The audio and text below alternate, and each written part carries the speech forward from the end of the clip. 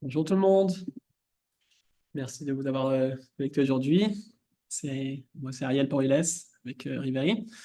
Je suis content de vous avoir avec nous aujourd'hui. On va laisser 2-3 minutes pour que les gens puissent se connecter. Entre-temps, je vous lance un petit sondage et on démarre tout de suite après.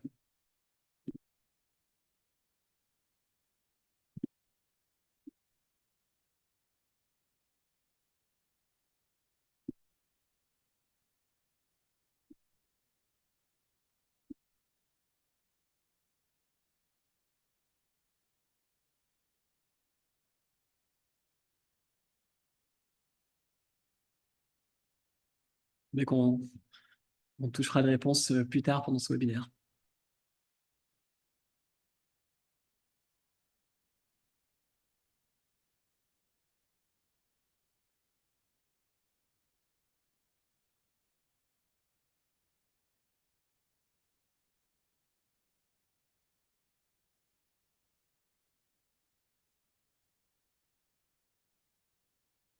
Tous ceux qui ont pas répondu encore, vous pouvez juste cocher la réponse qui vous convient sur l'écran.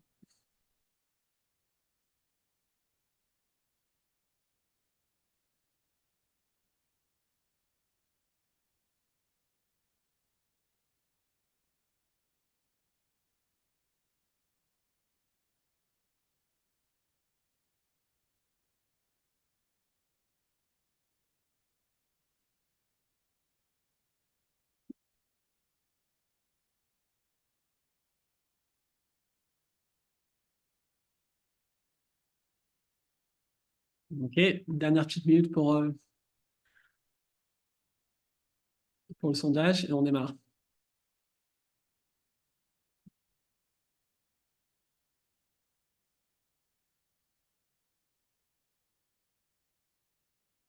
Ok, top, on va démarrer.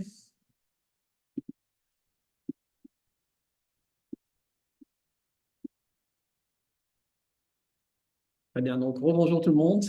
Je m'appelle Ariel Poriles, je suis Head de Product Marketing chez Riveri. Je suis très content d'avoir avec moi aujourd'hui nos partenaires de chez Snowflake et Synergy. Bonjour Nathalie. Bonjour Ariel, bonjour à tous. Ravie d'être parmi vous aujourd'hui pour vous parler des enjeux du retail. Euh, Moi-même, je suis en charge des comptes retail, CPG et luxe chez Snowflake depuis 2 ans. Super, merci d'être avec nous aujourd'hui. Bonjour Stéphane. Oui, bonjour Ariel, bonjour tout le monde. Donc, moi, je suis le CTO de Synergie et j'y suis depuis 25 ans. Là, je pense Voilà, je vous présenterai après Synergie et bien sûr les enjeux de la data Riveri dans le retail. très bien. Donc, très content de vous avoir aussi avec nous et content aussi d'avoir ma collègue Romy. Bonjour Romy. Bonjour, donc Romy, moi je suis Solutions Engineer, donc je travaille sur le marché français pour accompagner nos clients sur tout ce qui va être côté technique. Et donc aujourd'hui, je pourrais vous faire une démo un peu de notre produit pour les enjeux retail. Super, merci beaucoup. Donc, on a un agenda assez plein pour aujourd'hui. On va démarrer tout de suite. Juste une petite introduction des différentes organisations qui font part de ce webinaire aujourd'hui. Donc, on démarre avec Riveri. Donc, si vous ne connaissez pas Riveri, on est scale-up sur le marché depuis 2019. On a démarré dans le domaine de intégration gérée entièrement sur le cloud, en fait, avec une hybride de connexion assez large vers différentes sources de données pour être capable de les intégrer très rapidement, très facilement vers votre base de données, vers votre data warehouse. Bien entendu, depuis, on a évolué pas mal avec d'autres fonctionnalités dont on parlera un peu plus tard. Avec beau succès de façon mondiale, avec des clients un peu partout, hein, aux États-Unis, en Europe et ailleurs dans le monde. On est très fiers de notre service support. Avec 4 ans consécutifs, on a gagné la première place sur les revues J2 et autres, et avec des bureaux un peu partout dans le monde, en France aussi. Donc, ça, c'est Riveri Highlights. Si vous ne connaissez pas la plateforme, donc Riveri en fait offre une plateforme de données moderne qui vous permet de très facilement simplifier le processus de créer ce qu'on appelle les data pipelines. Donc, comme j'ai mentionné, se connecter vers des sources de données, ça peut être des applications CRM, applications marketing, RH, c'est n'importe quel domaine. On a des connecteurs natifs qui nous permettent de, en quelques clics, créer des connexions vers ces sources-là et les ramener vers des bases de données comme Snowflake. On peut le faire à travers des bases de données opérationnelles en mode CDC ou en mode batch SQL. On peut le faire avec des connexions plus customisées vers des sources peut-être un petit peu plus spéciales et même vers des événements comme des webhooks et autres. Donc, une fois que les données sont dans la warehouse, vous permet de les transformer soit en requête SQL, soit en votre code Python, ou bien même avec une intégration vers DBT. Et une fois que vous avez créé vos modèles, que vous avez enrichi, vous avez créé les données enrichies dans votre warehouse, vous pouvez même utiliser Rivery pour les pousser vers les applications opérationnelles de retour. Donc, par exemple, les intégrer de nouveau dans Salesforce, dans des applications marketing comme HubSpot, ou bien même pour rafraîchir les données dans Tableau ou autre. Donc, en fait, une plateforme qui vous permet de bout en bout intégrer vos données entre les sources et de nouveau vers les cibles. Donc, ça, c'est Rivery de façon très, très rapide. Je vous promets, Romy vous fera une belle démo plus tard pour mieux comprendre la plateforme. Donc, je vous passe la main, je passe la main à Nathalie pour vous présenter si vous ne connaissez pas. Merci Ariel. Donc, effectivement, quelques mots sur Snowflake. Donc Snowflake, c'est une data platform qui a été conçue en 2012 par deux Français, vous les voyez tout en haut, Benoît et Thierry. Donc dès 2012, ils ont une idée révolutionnaire de mettre en œuvre un data warehouse dans le cloud pour justement avoir cette scalabilité et pouvoir donc rassembler toutes les données au sein d'une même plateforme. Et très rapidement, Snowflake a inventé ensuite le Data Cloud, donc pour dépasser le sujet du Data Warehouse, avec l'ambition de relier finalement toutes les entreprises à leur écosystème de données afin de permettre des nouveaux usages de la donnée, comme du data sharing, de la BI, du data engineering et des data apps. Et désormais, on entre vraiment dans une nouvelle ère, puisque la plateforme Snowflake intègre nativement des fonctionnalités d'intelligence artificielle. On y reviendra tout à l'heure.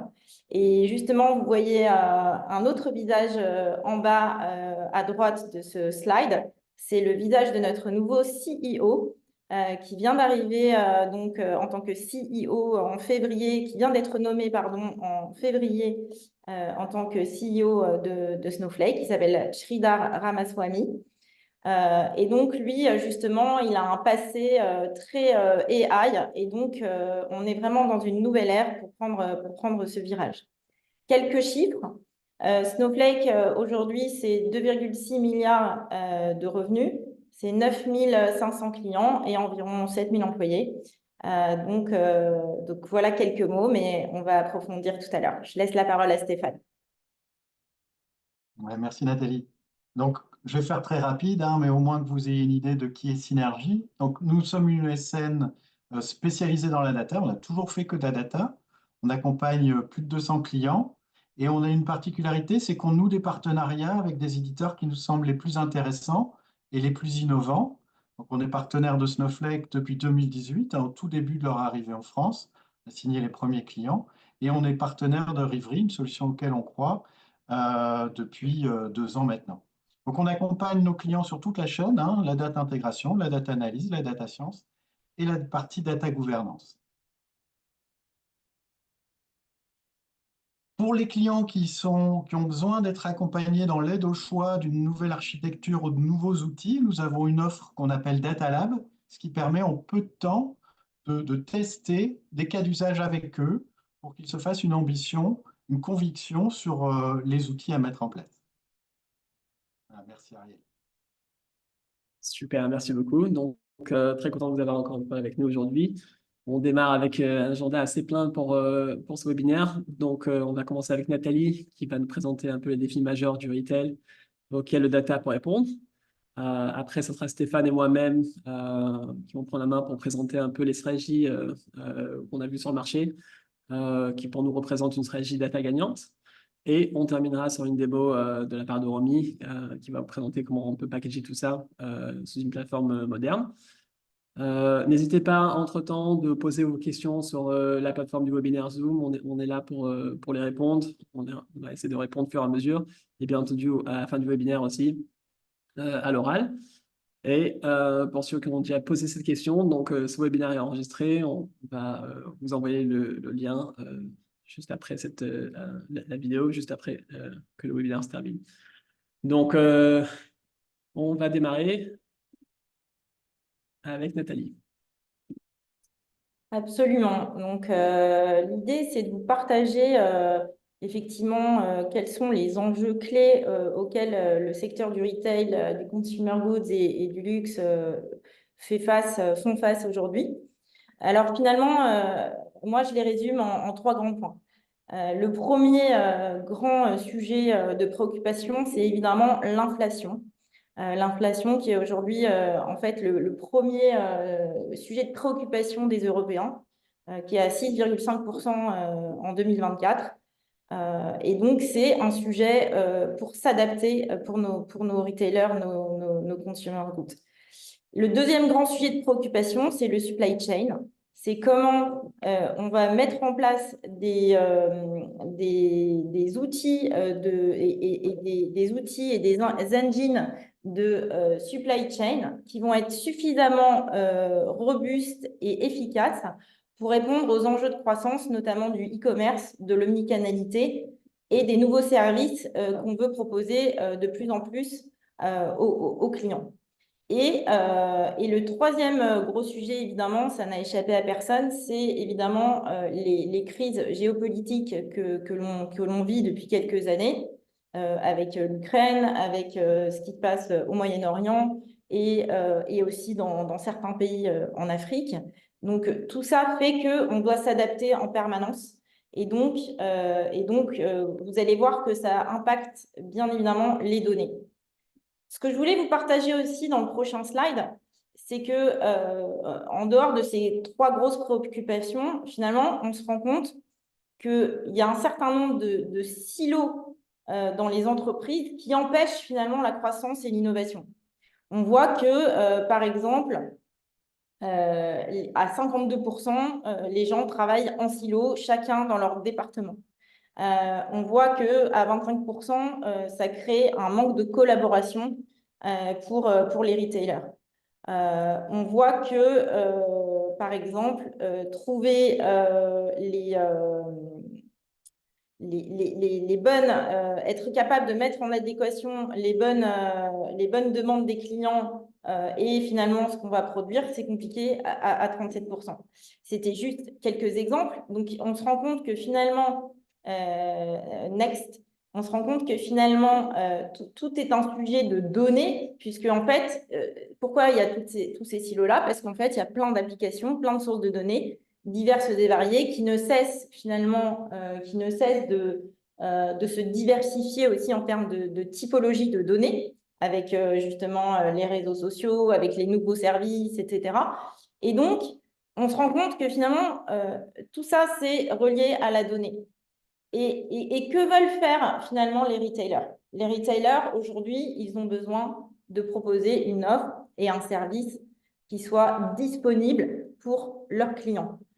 Et ça nécessite d'avoir une capacité à gérer toutes ces données de prix, de promotion, des sujets liés à la production, au delivery et à la livraison, les sujets liés à l'inventaire produit, des sujets liés à l'assortiment produit, des sujets liés aux données opérationnelles et surtout également à tout ce qui concerne l'empreinte carbone, la sustainabilité. Et tout ça, c'est complexe aujourd'hui à gérer pour proposer une offre qui soit cohérente par rapport aux demandes des clients. Le deuxième grand sujet, c'est comment le retailer peut proposer un parcours client omnicanal. Ça veut dire, justement, on a parlé des données de prix, mais ça veut dire qu'on doit être consistant en termes de prix sur l'ensemble des canaux. On ne doit pas avoir un prix différent. Ça veut dire qu'on est capable d'avoir des données en real time. qu'on est capable de comprendre et de mesurer tout ce qui se passe sur les canaux digitaux. Et par exemple, toute la publicité digitale qu'on va réaliser sur les canaux digitaux, il faut être capable d'en mesurer le retour sur investissement. Et enfin, évidemment, le troisième grand sujet, c'est je veux personnaliser l'expérience pour mes clients. Et là, ça passe par des applications de type CRM, de type point of sale, de type programme de fidélité, comment on va pouvoir proposer, recommander le meilleur produit pour un client par rapport à son habitude d'achat.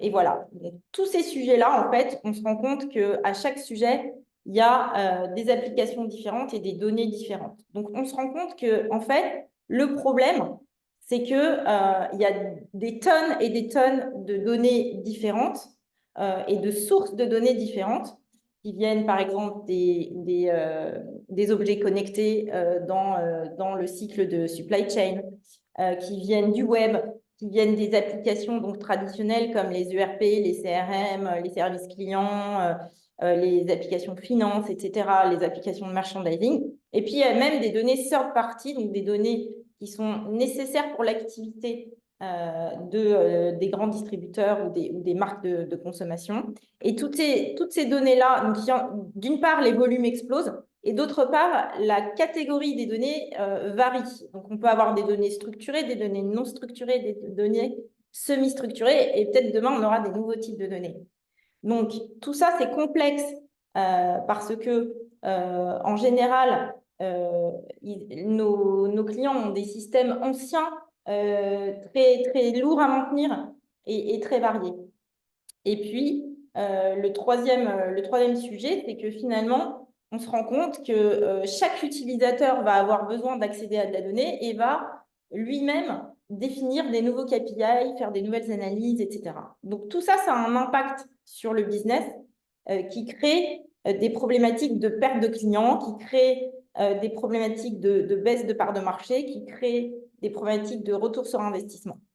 Donc, l'idée que nous, on propose avec Snowflake, c'est justement de résoudre ce challenge, de casser ces silos de données, d'aider toutes les entreprises à bâtir leur stratégie de données pour être beaucoup plus innovants et pour être beaucoup plus efficaces.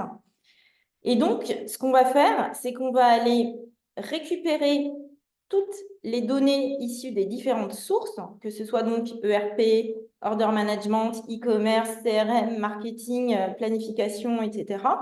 On va bien sûr avoir besoin d'outils d'ETL ou de streaming ou de change data capture, comme par exemple, évidemment, notre partenaire Vivery, qui va nous aider justement sur ce flux de données à rapidement intégrer ces données dans la plateforme Snowflake.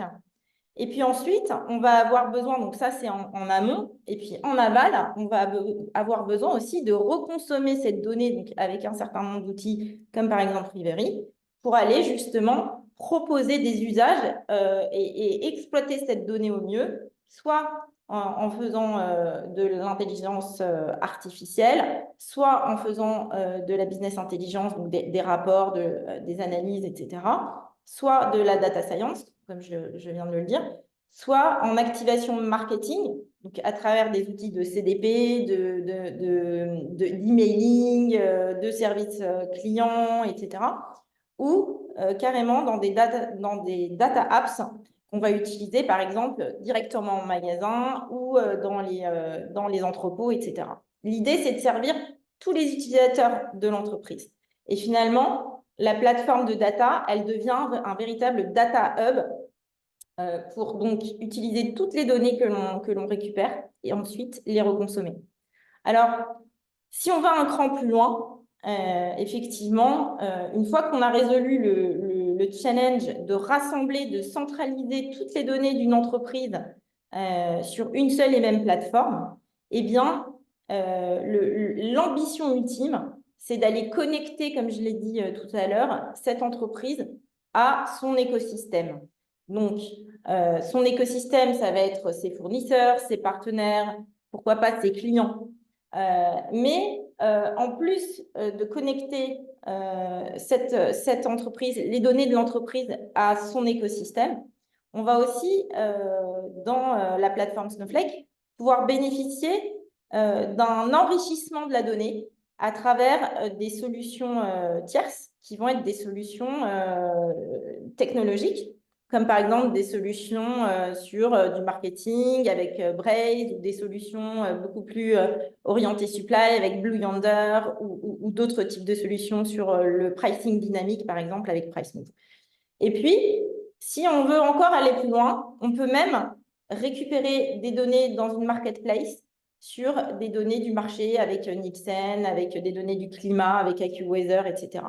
Donc, on va véritablement enrichir et partager de la donnée avec son écosystème et bien sûr, tout ça avec un seul et même objectif, être capable de délivrer des cas d'usage pour innover, pour être plus performant et pour être meilleur sur son marché. Je précise que toute cette plateforme Snowflake, elle fonctionne sur tous les cloud providers et elle est complètement agnostique.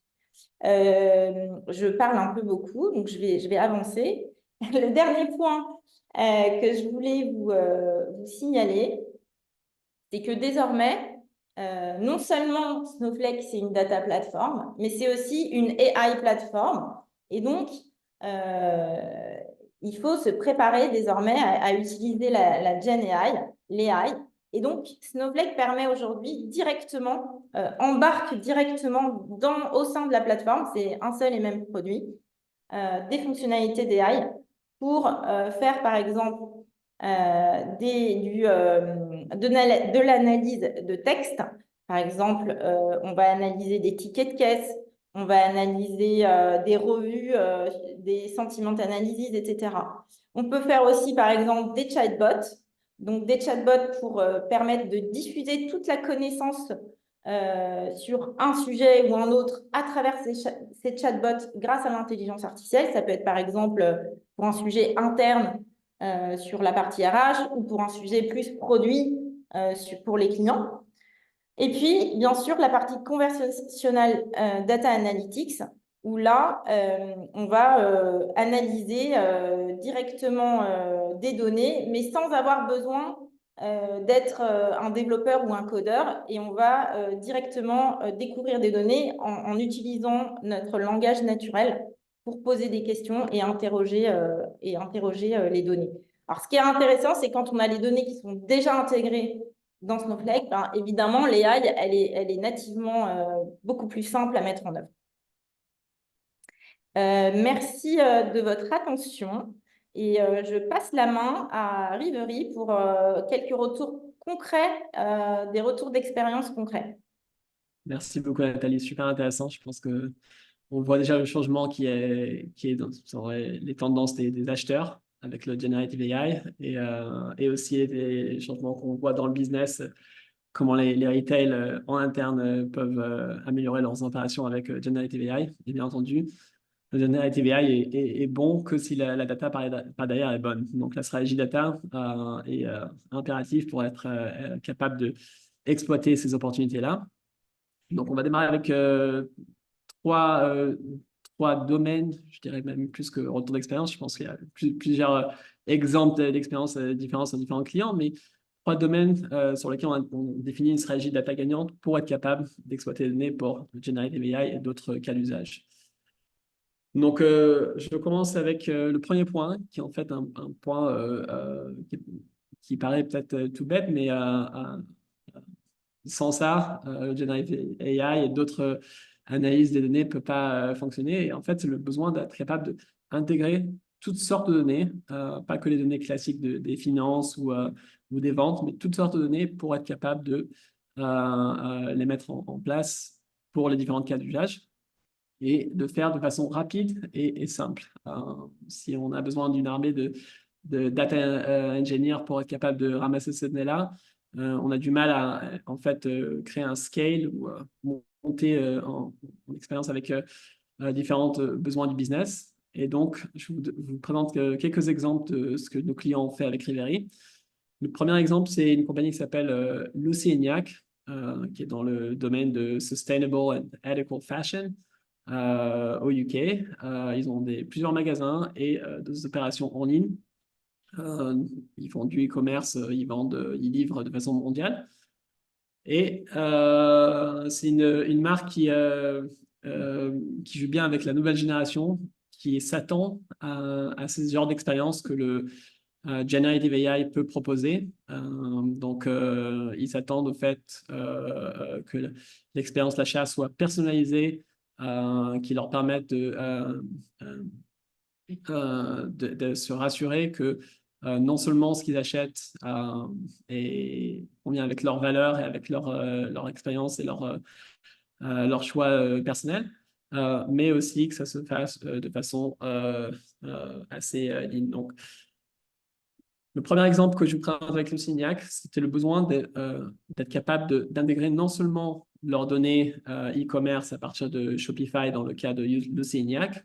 Shopify est une source de données assez commune. Il y a quand même pas mal de connexions et d'intégration assez natives avec Shopify.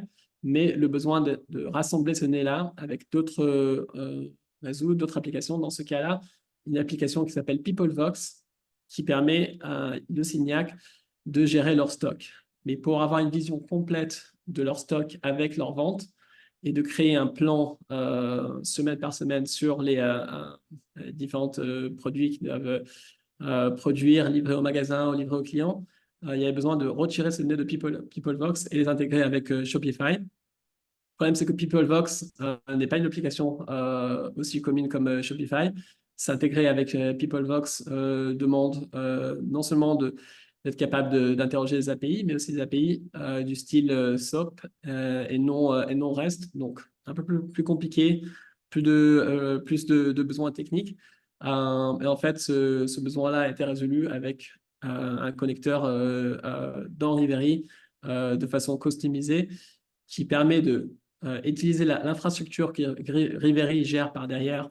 Donc, simplifier toute la tâche qui présente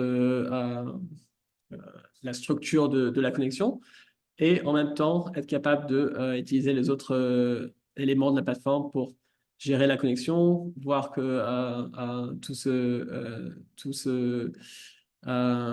toutes les transformations se font dans ce cas-là dans Snowflake de façon assez simple. Donc, premier exemple avec Lucignac. Deuxième exemple avec Lucignac, c'est une autre source de données qui devait intégrer pour vraiment compléter le 360 des opérations des clients. Donc, on a parlé un peu tout à l'heure du besoin de personnaliser l'expérience de l'achat. Donc, ce que Lucignac a fait, c'est se connecter vers des sites comme Judge.me, Judge.me, qui est en fait un site de revue où tous leurs produits il y a des revues à partir du site sur les préférences des clients. Et ces revues-là sont retirées à partir de l'API REST de Judge.me avec Rivery vers Snowflake. Et là, le plan de campagne marketing et aussi le plan de stock est en fait raffiné par rapport à ces revues-là. Bien entendu, les produits qui marchent mieux avec des meilleures revues sont poussés en avant. Ceux qui marchent un peu moins bien, on essaye de gérer les stocks par rapport à ça. Donc, deux exemples avec Lucignac. Troisième exemple, c'est avec un retailer, j'imagine que vous connaissez, qui s'appelle River Island, une marque mondiale avec plus de 250 magasins dans le monde, des opérations dans 125 marchés. Et eux, comme vous pouvez imaginer, ils ont quand même le besoin de gérer des processus assez complexes de retour de produits qui se font en ligne, qui se font dans le magasin en présentiel. Donc, ils utilisent un système qui s'appelle Rebound, qui est un système dédié pour gérer le retour des articles. Et ce système-là, encore une fois, c'est un système qui est quand même assez précis pour le monde du retail. Donc, on peut de façon facile analyser les données dans le système, mais une fois qu'on a besoin d'analyser les données ensemble avec d'autres données qui nous représentent encore une fois le 360 de l'expérience client, l'expérience de l'acheteur, tout ça doit se faire de façon intégrée.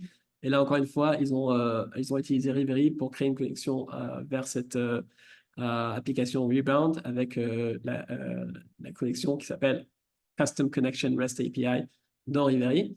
Et ça a permis à River Island d'améliorer la certification des clients avec une expérience qui est vraiment très, très facile, très, très lean, qui se fait de façon très souple dans le magasin.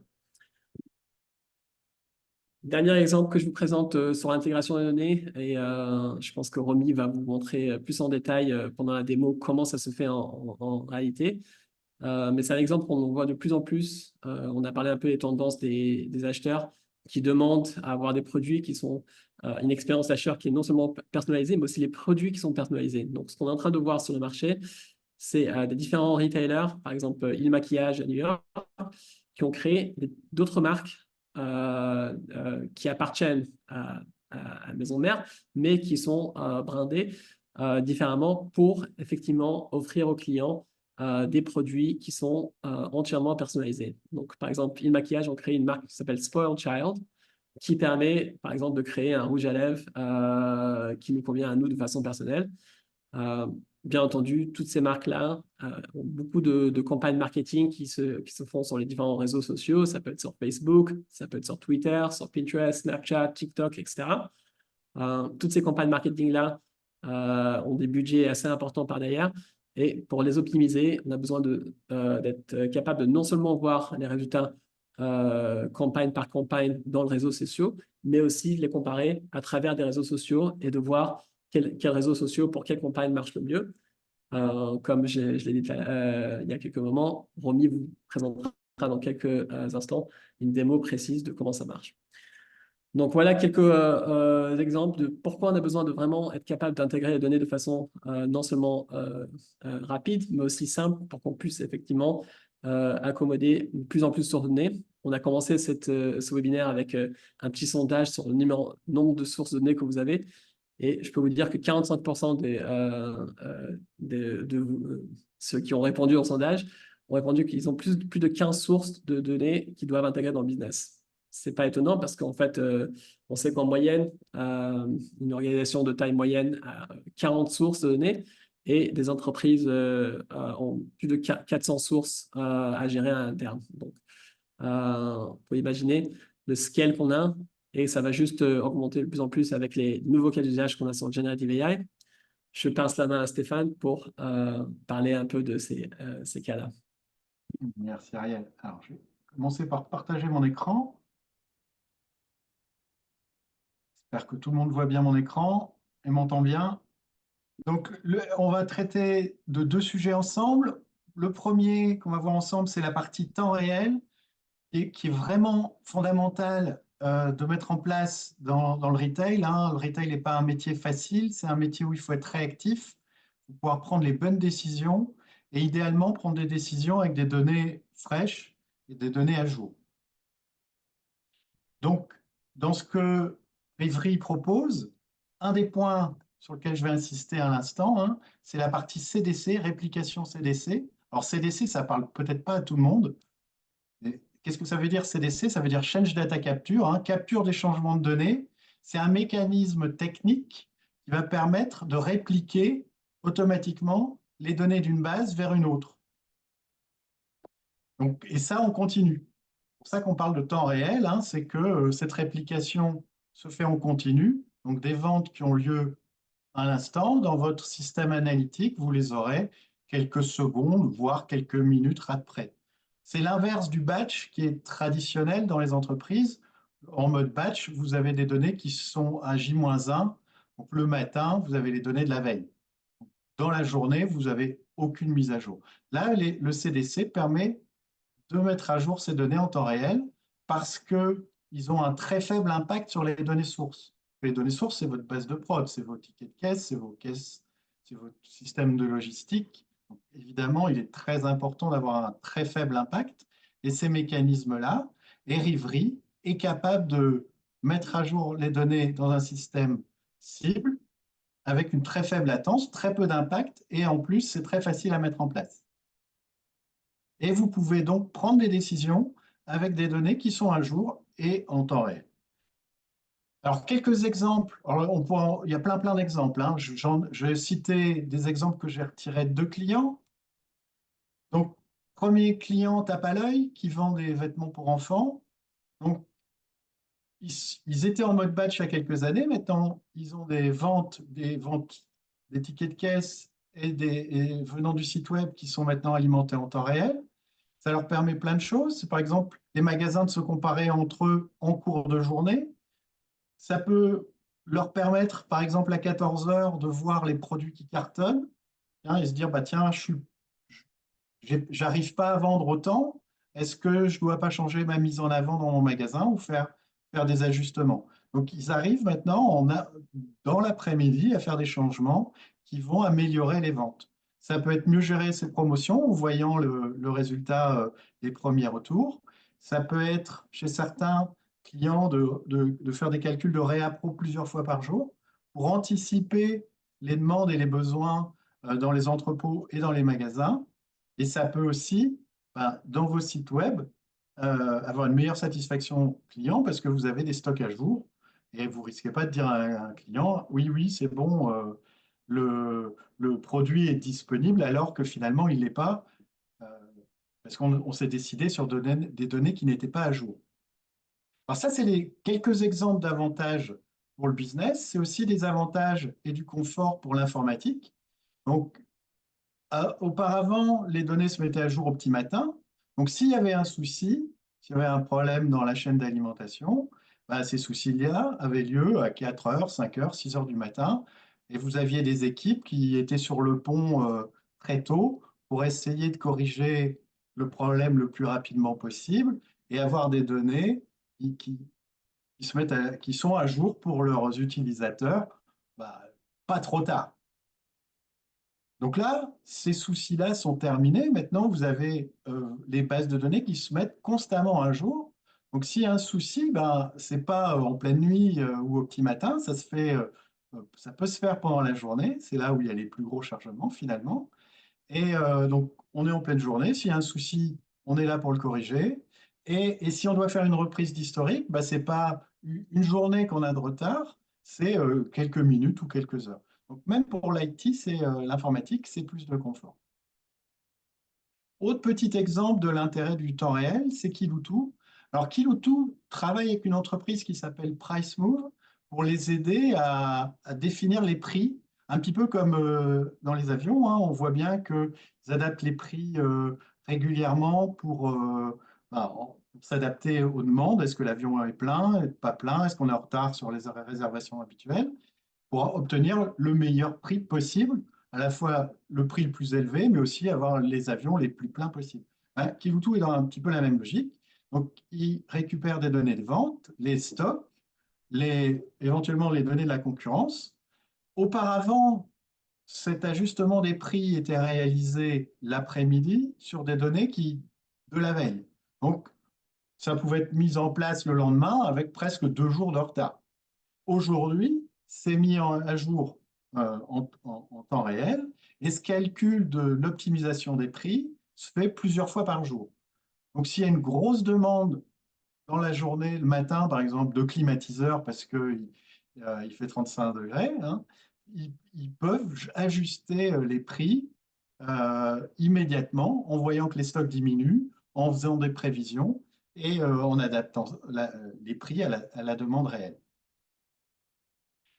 L'un des premiers sujets qu'on avait traité avec eux, c'était pour les finances. Alors les finances, eux, c'était au moment de la clôture budgétaire, se retrouver à attaquer directement la baisse de production et souffraient de temps de réponse catastrophique. Donc voilà, ils sortaient des chiffres, ça leur mettait une demi-heure, 1 heure, faisaient des ajustements dans leur logiciel et quand ils voulaient avoir le résultat de ces ajustements, bah, c'est reparti pour une demi-heure, 1 heure de calcul. Là, en chargeant les données dans Snowflake, l'actualisation de leur tableau de bord se fait en quelques secondes. Donc maintenant, la clôture, elle devient beaucoup plus facile. On voit les résultats, on fait les ajustements sur les comptes et on obtient une visu de l'état enfin, et de ce qui arrive suivant les modifications qu'on vient de réaliser. Donc c'est un confort qui n'a rien à voir pour les finances et la comptabilité au moment de la clôture mensuelle. Autre projet qui est dans les tuyaux, c'est détecter des pannes en temps réel. De plus en plus, les outils qui sont loués contiennent des capteurs et ces capteurs envoient de l'information qui sont maintenant chargés en continu. Donc l'idée, c'est d'être capable de détecter immédiatement une panne, de ne pas attendre que le client appelle avec quelques minutes, heures ou jours de retard. Il y a une panne et on est déjà capable d'appeler le client, de trouver une solution, de voir s'il y a des stocks.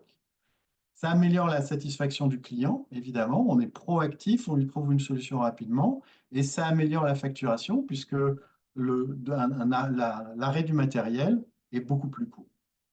Voilà quelques exemples, hein, il y en a plein d'autres, quelques exemples des avantages qu'on obtient du temps réel au travers d'un chiffre d'affaires augmenté ou d'une satisfaction utilisateur supérieure.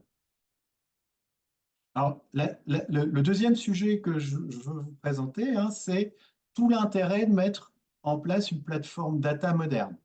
Donc, avec Rivry, hein, c'est une solution SaaS, sans infrastructure, facile à mettre en place, avec plein de connecteurs, et ça vous permet de rentrer dans un monde de données hein, où vous allez pouvoir moderniser toute votre solution. En effet, dans le retail, c'est un domaine hyper compétitif. Il ne faut jamais s'endormir sur ses lauriers et il faut être capable de suivre et de mettre en place les innovations rapidement. Au moins les tester, voir ce que ça peut apporter. Donc, il faut être capable d'être rapide et agile pour mettre en place, sans frein technique, des nouvelles solutions. Alors, il y a l'intelligence artificielle, évidemment, qui est le mot à la mode hein, et qui apporte beaucoup de choses. Je reviendrai dessus dans quelques instants. Ça peut être aussi des outils d'analyse beaucoup plus rapides et faciles. Bien sûr, de la data science avec du scoring client, prédiction de vente, la gestion des stocks, la détection de fraude, par exemple. Donc, en ça, Rivry, hein, en facilitant et en accélérant la mise en place d'une plateforme moderne, ça va vous permettre de bénéficier de tout ce que les plateformes modernes permettent. C'est plus de soucis de puissance, on a la puissance et les temps de réponse qu'on souhaite, on met en place de l'IA facilement ou des outils de data science, on profite de données de tout type, ça peut être des PDF, des factures ou des images, traitement de données géographiques, j'aurai un petit exemple juste derrière, l'échange de données, collaboration entre sociétés, partenaires, etc.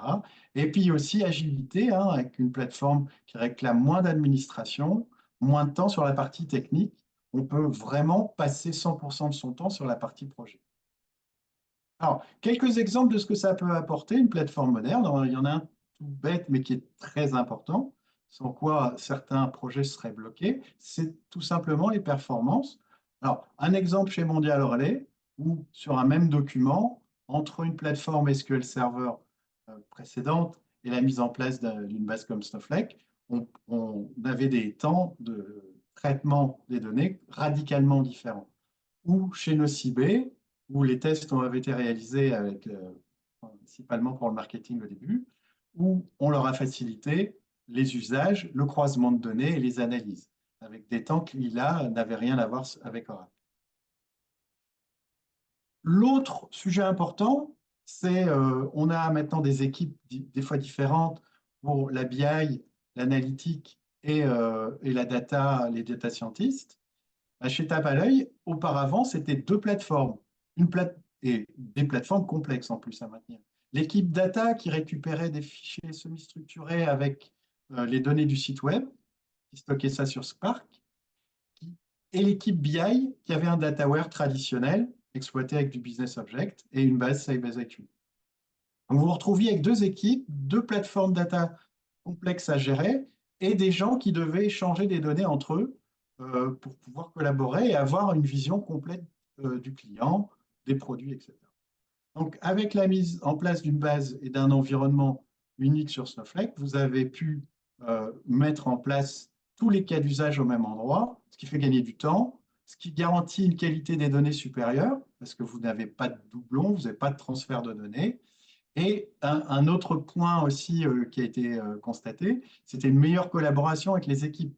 C'est plus deux outils où on a besoin de répliquer les données, faire sa petite tambouille dans son coin. on avait les données qui étaient centralisées. Ça a été beaucoup plus simple pour les deux équipes de collaborer intelligemment, entre guillemets, hein, dans le même sens, pour avoir une solution de qualité et fiable. L'autre exemple, c'était Nocibé. Alors, eux, ils avaient d'abord des problèmes de performance pour le marketing, qui avaient des difficultés à croiser tout ce qui était vente et des données de leur base CRM. Et ils avaient des données qu'ils n'exploitaient pas, en tout cas pas de manière croisée avec le reste, c'était les données de Google Analytics. Donc là, Google Analytics hein, qui analysait leur site web et les clics et surf sur leur site web. Donc, avec un Snowflake, ça permet de tout centraliser au même endroit et d'avoir de toutes les informations du client. Comme Ariel vous l'a montré, hein, enfin, on a commencé à en parler, et Romy vous en fera la démo. Avec un Rivry, on récupère des données de base chez vous, on-premise, sur site, mais aussi de plein d'applications SaaS, comme Google Analytics. Donc là, avec un Rivry, vous pouvez, et une base moderne, vous pouvez tout stocker au même endroit et ainsi avoir une vision complète de vos clients et toutes les informations qui tournent autour. Ça leur a permis au marketing, encore une fois, de réaliser toutes les analyses et en plus rapidement. Et une des analyses qu'ils souhaitaient faire, c'est l'analyse repos, hein, qui permet de voir si un même client va peut-être commencer à faire une recherche sur leur site web, mais finalement venir acheter le produit physiquement en magasin. Ça, ce genre d'analyse-là n'était pas possible auparavant, ou de temps en temps et de manière très, très laborieuse. Alors, on parlait d'intelligence artificielle. Voilà un petit exemple de ce qu'on pourrait faire avec l'intelligence artificielle. Et ça peut être assez facile à mettre en place. Donc, dans mon exemple, voilà, c'est une chaîne de magasins qui a une mine d'or à exploiter, qui sont les avis des clients. Sauf que ce n'est pas facile à exploiter parce que c'est du texte. Alors, il y a bien une note, mais une note, un 5 ou un 2, c'est bien, mais un 2, on se doute bien que la personne n'est pas contente. Mais pourquoi elle n'est pas contente? Eh ben, à part lire le texte, c'est compliqué. Avec l'intelligence artificielle, vous pouvez facilement exploiter du texte et transformer ça en information exploitable. Donc, l'idée de cette analyse de texte, c'est de demander à l'IA de vous donner plusieurs notes, une pour le service, une pour le prix, une pour le lieu et une pour l'offre, les menus, la nourriture. Et d'obtenir des tableaux de bord, là, beaucoup plus faciles à suivre, et vous allez pouvoir voir qu'est-ce qui pêche. Dans mon exemple, par exemple, je vois bien que j'ai un creux sur la note globale. C'est une information, mais la question, c'est pourquoi? Et bien là, je peux savoir que le gros souci est arrivé en septembre suite à la mise à jour de notre nouvelle carte où les prix ont augmenté et ça a créé une forte insatisfaction alors qu'on était très bon là-dessus. Donc voilà, c'est juste un exemple, hein, mais l'intelligence artificielle va vous permettre de faire des choses qu'on ne pouvait pas faire avant, comme exploiter du texte et en sortir des informations pertinentes. Autre possibilité qu'offre une plateforme moderne et la récupération de données de toutes sortes, c'est d'exploiter des données géographiques. Ça, dans le retail, c'est quelque chose de très intéressant pour savoir comment j'implante mes magasins, comment je réagis par rapport à ma concurrence, quelle est la population qui est ma population cible et où je dois me positionner. Donc, avec une plateforme moderne, on récupère facilement des données d'une marketplace, par exemple. En quelques clics, on peut avoir des informations sur les populations, la concurrence, sur le niveau de vie. On peut géocoder des adresses. Donc, j'imagine que si vous avez une carte client, vous avez des adresses. Mais bien sûr, les clients ne s'amusent pas à vous donner leurs coordonnées GPS. On peut maintenant facilement trouver des coordonnées GPS à partir d'une adresse. À partir de coordonnées GPS, on peut déterminer l'IRIS, c'est-à-dire grosso modo le quartier où habite la personne. Et d'un quartier, on peut deviner son niveau de vie. Ça peut être calculer des zones de chalandise. Tiens, moi, j'estime que ma population qui vient au magasin vient en voiture et va faire un effort de 15 minutes. Qu'est-ce que ça représente géographiquement? Combien il y a de personnes concernées? Combien il y a de concurrents? Ça peut être de calculer facilement pour chaque client quel est le magasin le plus près. Voilà quelques petits exemples. Ici, en bas à gauche, vous avez une carte. Là, alors, ce n'est pas la zone de chalandise de Synergie, mais c'est 15 minutes à pied autour de Synergie sur notre site de Lille. Donc, on peut voir, bah, tiens, si on était un petit restaurant, on est à côté de l'université, quelle est la part d'étudiants qu'on capte, capable de faire un quart d'heure à pied? Est-ce qu'il y a le métro pas loin? Donc tout ça, on peut le visualiser. Donc voilà un petit exemple ici où ça c'était pour un de nos clients qui vend de la lingerie féminine, voilà, avec la possibilité de voir par quartier la population des femmes de plus de 15 ans. Ça, c'est ce qu'on voit à gauche. Et à droite, avec des informations qu'on récupère facilement maintenant, le niveau de vie des clients par quartier. Et vous pouvez ensuite faire tout un tas d'analyses, savoir le métier des gens dans tel ou tel secteur. Donc ça a de la valeur dans le retail, hein, et c'est rendu possible avec des plateformes modernes, avec un Riveri pour tout ce qui est alimentation et transformation, et une base de données moderne qui sont disponibles maintenant. Voilà. Et ce dernier exemple, c'était bah, justement le calcul d'une zone de chalandise en direct. On peut, là, on est à Nice, hein, on n'est plus à Lille. On peut voir la zone qu'on couvre ici à 10 minutes en marche à pied. Et les croix, ça peut être les concurrents. On peut se rendre compte qu'on a des concurrents, c'est bien, c'est pas bien. On a le train de Nice pas loin, ce qui peut être un sujet intéressant. Et ça, maintenant, c'est des choses qu'on peut faire facilement, contrairement auparavant où c'était des projets coûteux. Alors, j'ai cité quelques exemples rapidement, hein, le temps réel, l'intelligence artificielle ou l'analyse de données géographiques. Et ça, si vous voulez creuser un petit peu et voir un petit peu plus en détail comment ça se met en place, on a des vidéos sur notre chaîne YouTube. On en a une, en 5 minutes, on met une plateforme complète avec Riveri pour alimenter les données à partir de Salesforce et d'une base SQL Server. Donc, vous pouvez le voir dans ma petite démonstration. Une autre démonstration sur l'intelligence artificielle, c'est celle que je vous ai montrée avec l'analyse d'avis de restaurants et enfin l'analyse géographique pour le retail. Donc ça, si vous voulez creuser, c'est disponible sur notre site web. Et Romy, à qui je vais passer la main tout de suite, va vous montrer à quoi ressemble Riveri en vrai avec une petite démonstration. Merci Stéphane. Je vais prendre le partage d'écran et je vais partager directement mon écran pour la démo. Donc, pour cette démo, en fait, on se remet un peu dans le contexte d'un des exemples donnés par Ariel sur un retailer qui exécute plusieurs campagnes marketing sur différents canaux publicitaires comme Facebook, Instagram, YouTube, Google. Et dans ce contexte, l'équipe marketing souhaite analyser donc la rentabilité des dépenses marketing et comprendre quels sont les canaux et les campagnes les plus efficaces.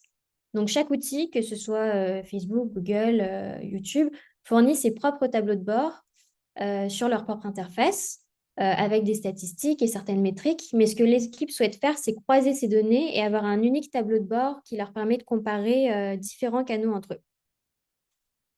Donc, ce qu'on va voir au cours de cette démo, c'est comment est-ce qu'on peut utiliser Riveri pour se connecter facilement à toutes ces sources marketing, centraliser la donnée sur Snowflake, préparer ce tableau de bord unique grâce à du SQL et ensuite visualiser les résultats avec un dashboard Snowflake pour pouvoir directement prendre des décisions sur les prochaines campagnes à exécuter. Donc, sur la plateforme Riveri, on a différents types de rivières qui nous permettent de couvrir différents aspects des pipelines de data. Celles qu'on va avoir principalement aujourd'hui, ça va être les rivières de type source to target qui nous permettent de faire de l'ingestion. Donc, si je crée une rivière source to target, je vais pouvoir sélectionner ma source, ensuite ma target et configurer comment est-ce que je vais récupérer ma donnée. Et donc, ce qu'on voit sur cette première page avec les différentes sources, c'est la grande variété des connecteurs natifs qui sont disponibles chez Riveri. Donc, côté marketing, on a beaucoup d'applications, que ce soit donc Google Ads, TikTok, Bing, Twitter. On a aussi des applications de type analytique comme Google Analytics. des applications de paiement, des bases de données, des applications de gestion de projet. Donc, en fait, on a beaucoup de connecteurs pour pouvoir très simplement configurer comment est-ce qu'on veut se connecter à nos sources, comment est-ce qu'on veut récupérer la donnée et ne pas perdre de temps sur cette partie ingestion de data. Donc, je vais remonter plus haut et prendre pour cet exemple Google Ads et vous montrer comment est-ce qu'on récupérerait nos publicités, les statistiques de nos publicités.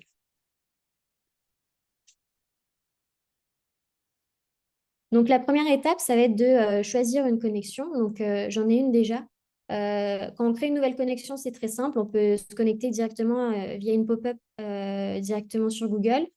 Dans mon cas, moi, ce que j'ai fait, c'est que j'ai envoyé un lien à mon collègue dans l'équipe marketing parce que je n'ai pas accès à notre compte Google Ads et il m'a mis en place la connexion directement dans mon compte Rivery. Ensuite, on a plusieurs types de rapports qu'on peut mettre en place. On a les rapports prédéfinis et on peut aussi customiser nos propres rapports, donc sélectionner le compte pour lequel on va récupérer la donnée, la ressource, donc le type de rapport qu'on veut. On voit ici toute la liste, donc il y a beaucoup de rapports disponibles.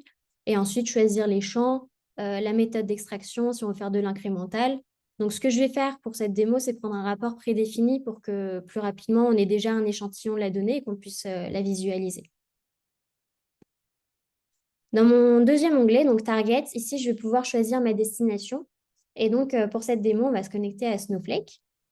Et je vais choisir ma connexion Rivery. Donc, pour vous montrer rapidement, sur une connexion de type Snowflake, il faut juste rentrer nos différents credentials, donc le username, le mot de passe, le warehouse qu'on veut utiliser, le rôle et le compte Snowflake. On a la documentation toujours disponible pour nous guider sur les différentes étapes, notamment pour créer un user spécifique à Rivery pour pouvoir exécuter des commandes Snowflake. Ensuite, je vais pouvoir donc sélectionner ma base de données dans laquelle je veux charger mes données, mon schéma et ajouter un préfixe pour mes tables. Ici, par exemple, je vais mettre webinar comme préfixe. Donc là, les bases de données sont chargées. Je vais prendre Marketing Quick Start. Pour mon schéma, je vais prendre un schéma que j'ai créé qui s'appelle démo. Et ici, on peut choisir le mode de chargement. Donc, on a du Upsert Merge pour mettre à jour nos données, Happen Only pour ajouter les nouvelles lignes à la fin, ou Override si on veut remplacer la table en entier. Donc, je vais laisser Upsert Merge pour ce premier run. Dans l'onglet Schéma, ici, on a donc la liste des rapports prédéfinis qui sont disponibles. Donc, un rapport prédéfini, c'est un rapport dont les champs et les colonnes en fait, ont été sélectionnés par Rivery. Donc, ça va être des choses assez génériques et standards. Comme on veut analyser les campagnes marketing, on va prendre les métriques des campagnes. On va prendre par exemple ce rapport Campaign Performance by Day. Si je clique dessus, je peux voir les différents champs qui vont être récupérés. On va avoir les informations sur la campagne, différentes métriques. Ici, on a les clics, les conversions, le coût. Donc, ça me semble bien pour cette analyse. On a ici, on voit une time period qui est utilisée. C'est parce qu'on va faire de l'extraction incrémentale. Pour cette démo, je vais juste prendre les données depuis hier pour que ça aille un peu plus vite. Et je vais pouvoir donc exécuter my pipeline manuellement ici avec ce bouton Run, sachant qu'on peut aussi planifier notre pipeline pour qu'elle s'exécute à intervalles réguliers, que ce soit toutes les heures, tous les jours, toutes les semaines. Et donc, c'est customisable. Donc, pendant que la pipeline run, parce qu'on a pris un peu de retard sur le webinaire, je vais avancer sur la suite et vous montrer ensuite, donc une fois qu'on a ces pipelines d'ingestion, comment est-ce qu'on peut aller encore plus loin pour croiser les données. Et ce qu'on a fait chez Rivery, c'est qu'on a construit un kit pour vous aider à le faire automatiquement. Donc, un kit, c'est un ensemble de rivières, de pipelines préconfigurées. Et donc ici, ce kit, il va combiner des données de Google Ads, Bing, LinkedIn et Twitter, tout chargé dans Snowflake, et vous fournir un data model qui va vous construire cette table de facts avec les métriques principales directement dans votre Snowflake. Et donc, pour ce faire, on peut juste cliquer sur Use Kit et ça va préparer donc toutes ces rivières déjà pré-packagées et les importer directement dans notre compte.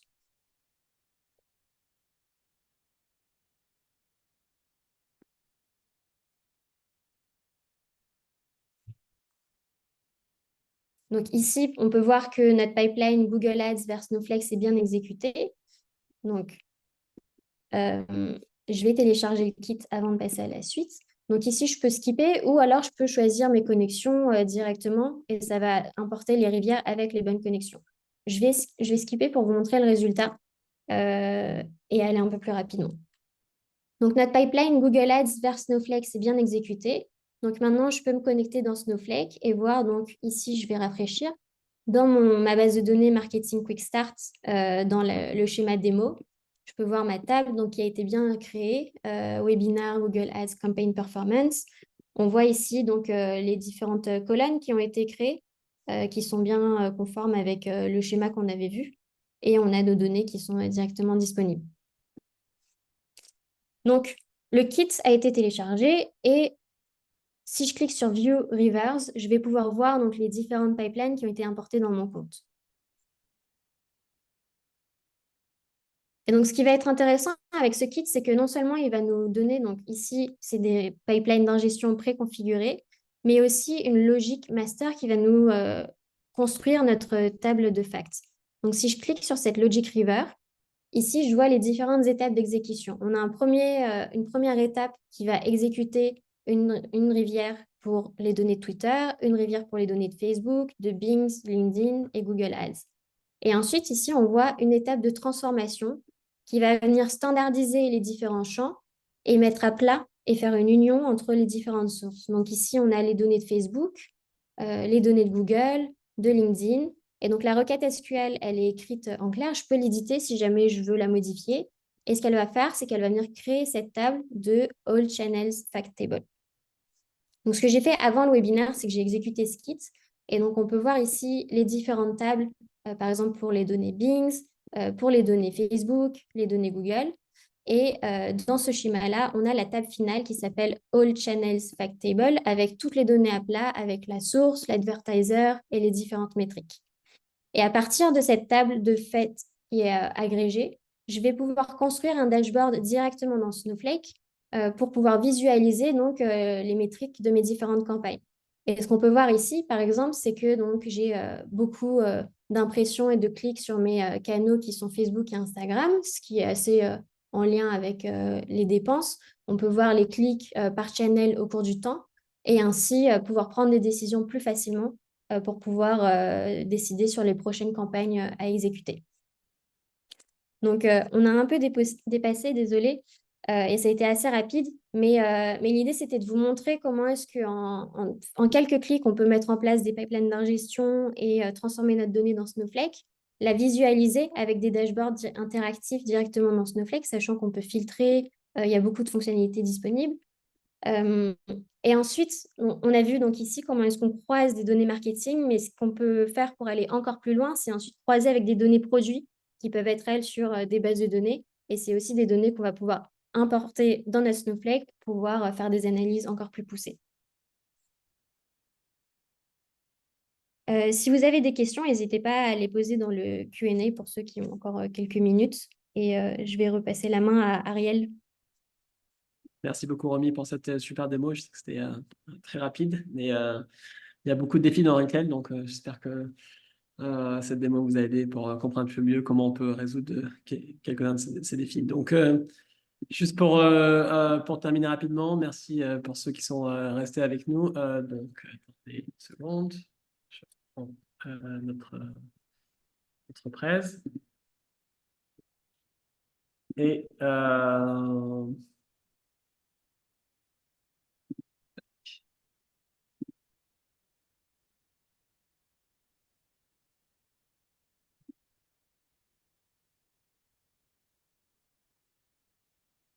et on y arrive. Je crois que c'est le mauvais écran. Ah ouais, non, je sais, Ah, ok. remets pas mal de slides à passer. Voilà.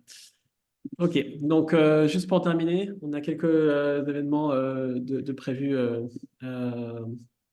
On va bien vous voir prochainement. Donc, le 11 avril, on a un webinaire sur la gouvernance des données, autour des expériences de Kiloto sur le domaine du data mesh avec Synergie.